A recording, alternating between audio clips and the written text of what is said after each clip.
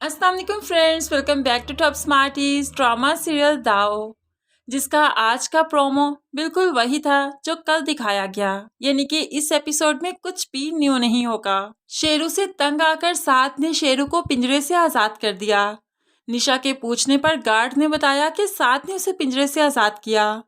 अब तो निशा साथ पर थोड़ा सा गुस्सा भी करती है क्योंकि उससे शेरू बहुत पसंद था, लेकिन साथ भला निशा को कैसे गुस्सा करने देगा।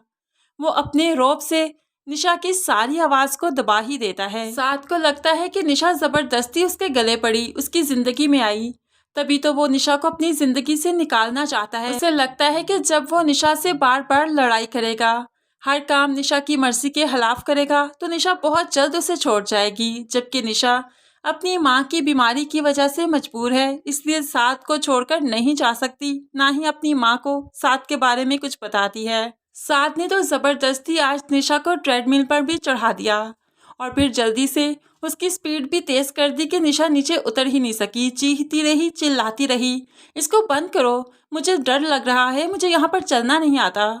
तो साथ पास खड़ा मुस्कुराता रहा और उसका तमाशा देखता रहा, यहाँ तक कि निशा नीचे गिरी और सर पर चोट आ गई। आफताब बेगम उसे हॉस्पिटल ले जाती है और बैंडेज भी करवाती है और वो बेटे की इन हरकतों से काफ़ी तंग आ चुकी है क्योंकि जितना भी डांट ले साथ पर कोई असर नहीं होता।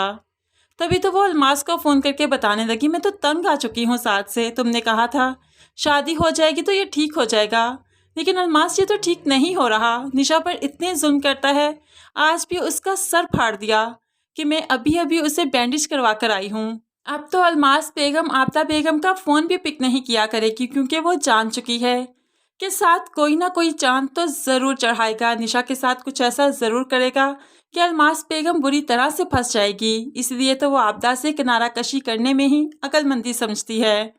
दूसरी तरफ अब आसिम अपनी बेगम को लेकर काफ़ी परेशान है। उसे लगता है कि नेहा को अब जिंदगी की तरफ लौटना चाहिए, इसीलिए तो वो चाहता है कि ये अपने दोस्तों के पास जाए, उनके साथ घुले मिले ताकि उसका वक्त अच्छा सा गुजर जाए। ऐसे में आसिम नेहा को निशा से मिलने का मशवरा देता है, तो नेहा बताती है कि उसकी शादी हो गई, पता नहीं उसका ससुराल कहाँ पर है, उसने तो मुझसे कांटेक्ट भी नहीं किया।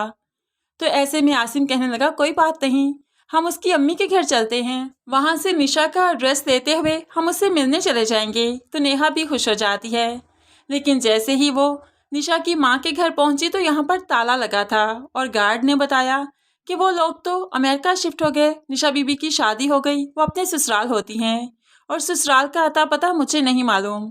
अब तो नेहा परेशान हाल ही वापस आती है कि एक ही दोस्त थी और वो भी इस तरह से गुम गई कि उसका अता पता ही मालूम नहीं। अब नेहा और आसिम अलमास बेगम के सामने भी जिक्र करते हैं ताकि अगर इसे कुछ मालूम है तो हमें निशा के बारे में बता सके, लेकिन अलमास बेगम तो ऐसे अनजान बन गई जैसे निशा को जानती ही नहीं, उसकी शादी के बारे में नहीं जानती।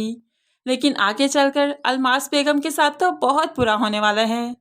किसी की बेटी के लिए बुरा सोचने वाले के साथ अच्छा कैसे हो सकता है।